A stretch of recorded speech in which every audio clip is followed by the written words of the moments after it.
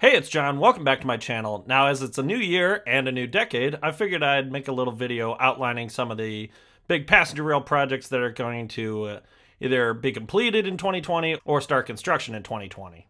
Now, 2020 isn't exactly going to be a revolutionary year for passenger rail in this country. A few projects are going to be completed, a few projects might start construction, but mostly it's just going to be incremental additions to current systems already in place.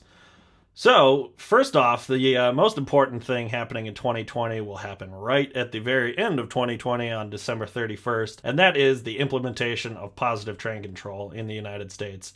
PTC is the single largest transformation of the American rail network since basically the inception of a standard gauge and air brakes. It's really hard to kind of understate how important PTC is and how many different facets of the American rail network the implementation of it is touching, how many different railroads are affected by it. But bottom line is, by the end of the year, I don't see any way that PTC implementation can be pushed back.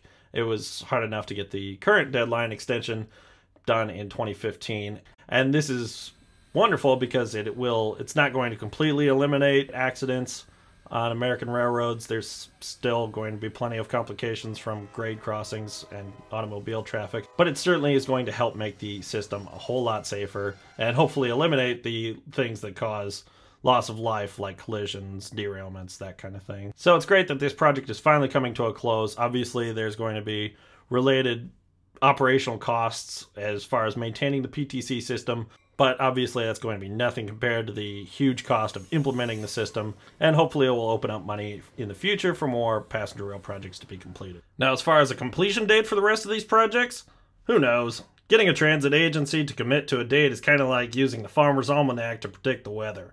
Will it be right occasionally? Absolutely. But will it let you down more often than a high school pothead? Of course. Now, to illustrate this point, let's just go ahead and check out one of these projects' websites. Okay, looks good. Don't see a date. Don't see a date. Useful links. What the hell is that? Now, the first project I want to talk about is the Crenshaw Lax Line in the city of Los Angeles. This project is being built by Metro, and it will connect the Exposition Line at Crenshaw Boulevard to the Green Line at the Aviation Station. Eventually, LAX will build a people mover to connect to the line, and it will directly connect to Los Angeles International Airport. Construction on this line is largely finished, but the underground stations still have a little bit of work to do, and they've only just started testing the above-ground sections. The next project has been a very long time coming, and that is the Mota Silver Line extension to Dulles International Airport. This is going to be a transformational project, as Dulles International is a huge employer as well as one of the country's busiest airports. The first phase of this project opened in 2014, and that connected East Falls Church on the Orange Line with Wheelie, Reston East. Phase 2 started construction in 2014, and it has been delayed a few times, but will eventually connect to Ashburn via Washington International Airport. This project also means that all three Washington area airports will now be connected by rail, including BWI and Reagan National Airport. Now, the third project has been delayed even more than the Silver Line, and that is the Bay Area Rapid Transit extension to Silicon Valley. The extension of Berryessa includes only 2 stations and is the first phase of the plan to bring BART down to San Jose, but it began construction in 2012 and originally was supposed to be completed in 2016. The line has been substantially complete now for over a year, but due to problems integrating the existing train control system with the new trains and the new train control system, as well as organizational friction between the Silicon Valley VTA, which is actually building the project, and BART, which will be operating the project has been pushed back from what had hoped to be a December 2019 opening to sometime in 2020. The delays with this project are pretty maddening, and Phase 2 isn't any better. It was originally planned to be open by 2026, but now that's already been pushed back to 2029, and I'm going to go ahead and assume that means it's going to be completed sometime in the 2030s. Now, the next project on this list is the RTD N Line in Denver, Colorado. This line is part of the fast track system, and it is opening the first 13 miles between Denver Union Station and 124th Avenue in Thornton. Now, I'm going to do a video in the future on the Fast Tracks project as a whole, but basically the whole thing suffered many, many setbacks due to the recession and increased construction costs. So it looked like this line was going to be pushed back until like 2044, something insane like that. But RTD accepted an unsolicited proposal in 2013, and so construction actually started in 2014. So the line was supposed to be built in 2 stages. The second stage still remains unfunded. It might be finished in 2042. Who knows? Pretty non-committal date. But anyway, I'm going to be taking a trip to Denver here in a couple of weeks, and hopefully I will get some video of trains actually being tested on this line. Now, the next couple projects on this list are both impacted by the implementation of positive train control. First is Tri-Rail expanding to Miami Central Station. Now, Miami Central Station was built with 3 high platform tracks for use by Brightline and 2 low platform tracks for use by Tri-Rail.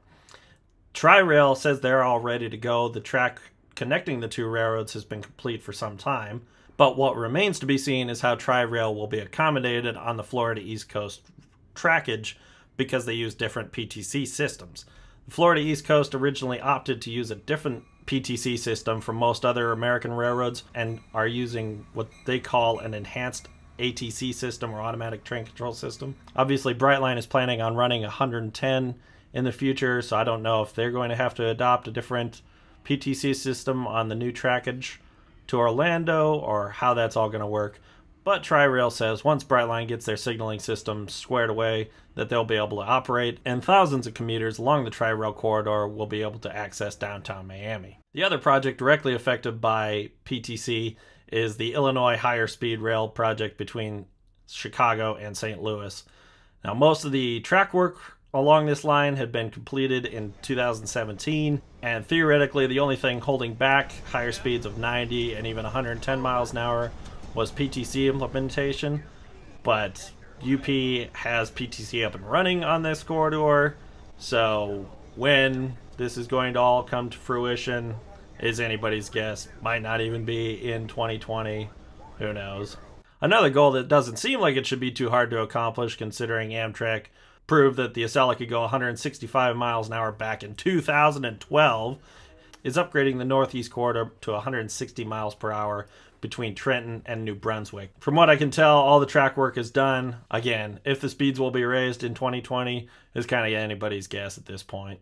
Now, a couple of projects that will hopefully begin in 2020 is Texas Central between Dallas and Houston. Now, Texas Central is saying that the project is shovel ready and that they have investors lined up, but what's really holding them back is acquiring the land that they need to build the project. Texas Central has been now fighting for a couple of years in the courts to try and get approval to use eminent domain to acquire the land that they need, stating that they are a railroad and private companies like railroads and pipelines are able to use eminent domain to build out their infrastructure.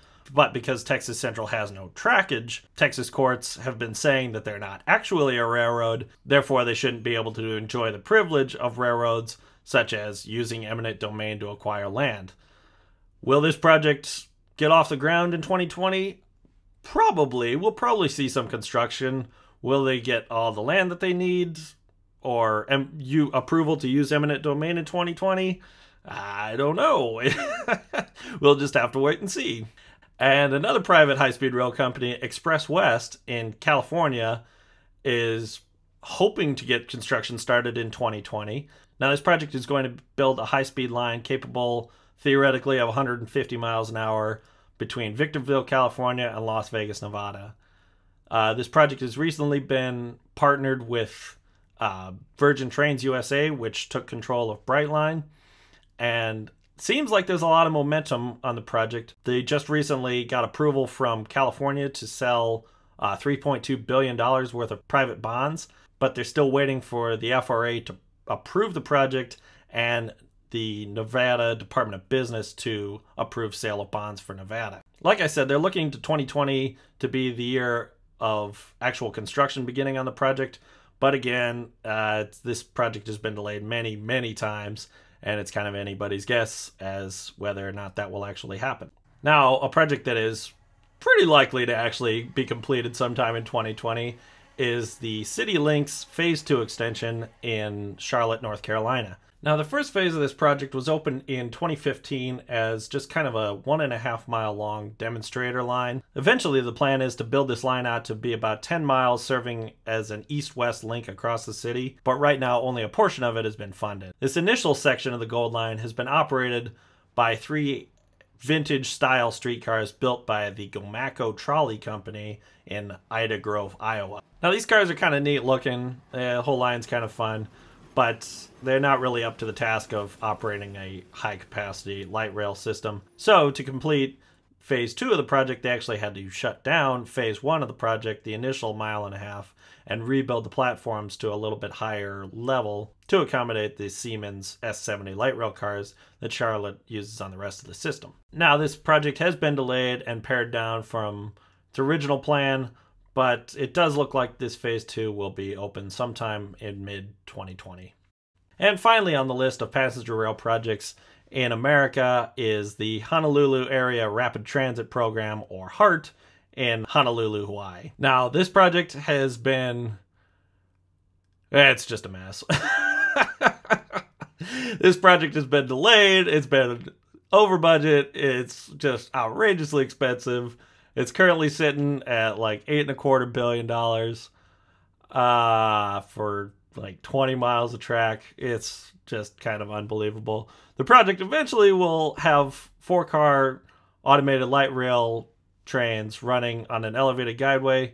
That is, if it ever gets built. Back in August, HART leaders were saying that they were hoping to have the initial 10 miles of track, which has already been built. They just need to finish up a little construction on the stations. They're hoping to get this open sometime in 2020.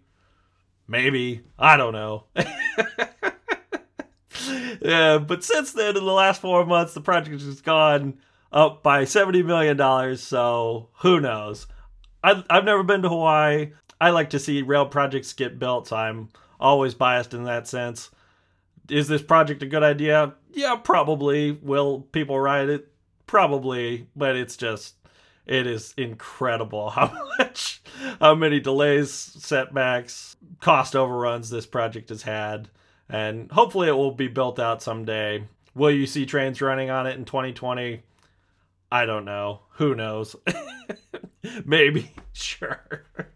But anyway, if you're getting bummed out by all the difficulties facing passenger rail in America in 2020, rest assured, things aren't going much better in Canada. In Alberta, the Edmonton Valley Line was originally supposed to open in 2020, but as of a couple of weeks ago, the construction team announced that setback they had a year ago in 2018, where they discovered a large chunk of concrete that they had to remove before building a bridge that they weren't expecting, has pushed back the completion date of the project to sometime in 2021. And in Montreal, the REM project, which is building out an automated light rail system using current heavy rail trackage as well as new trackage, will be shutting down the main trunk of the system, the Deux Montagnes Tunnel, through the center of the city on January 1st. And apparently, people in Montreal actually use the passenger trains there, and they're not too excited about having the entire line shut down through the center of the city. So to try and help people think outside the box as to how to deal with the shutdown, the leader of the transit agency overseeing the project drew upon her French roots and told them to essentially let them eat cake. Josie Baroub said a few weeks ago, to help deal with the line's shutdown, that employees should ask their employers to make space for their children at their places of employment, and that they should consider hiring people to prepare meals to deal with the longer commute times. So yeah, didn't go over so well, and she immediately retracted the statement after the backlash ensued. But nevertheless, it looks like the Deux Montagnes line through downtown is going to be shut down, just because the work to complete the REM project is so extensive. They have to replace the trackage, the electrification, they have to waterproof the tunnel, and it's just going to be way too much work to complete with trains running through the tunnel. So anyway, I hope that video wasn't too depressing. There are a lot of interesting projects that are going to be completed in 2020, and I hope you consider subscribing to this channel so you can hear me talk about them as they come online. Thanks a lot for watching this video, and I will see you all soon. Oh, and by the way, I didn't even bother talking about Crossrail, because we all know it's not going to be open until at least 2021.